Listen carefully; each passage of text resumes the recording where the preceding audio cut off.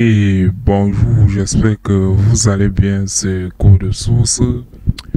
Aujourd'hui, nous allons parler des variables pour notre deuxième vidéo de cette formation en JavaScript.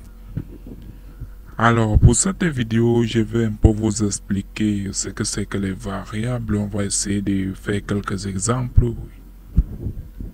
Alors, la base des variables en JavaScript. Une variable, c'est quoi? Une variable consiste en un espace de stockage qui permet de garder en mémoire tout type de données. Alors, c'est ça la variable. La variable est ensuite utilisée dans cet script.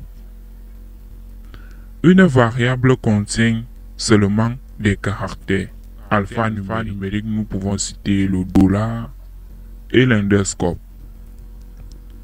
Alors le dollar c'est qui? Le dollar c'est juste le monsieur qui est là et l'underscore c'est le tiret.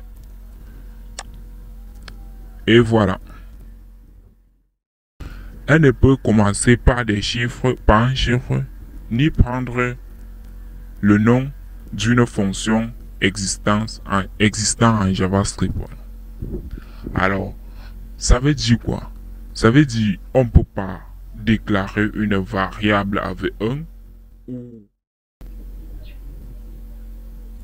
Alors, on crée la variable et on lui affecte une valeur ou encore appelé attribut. On peut affecter ou attribuer une valeur à la variable.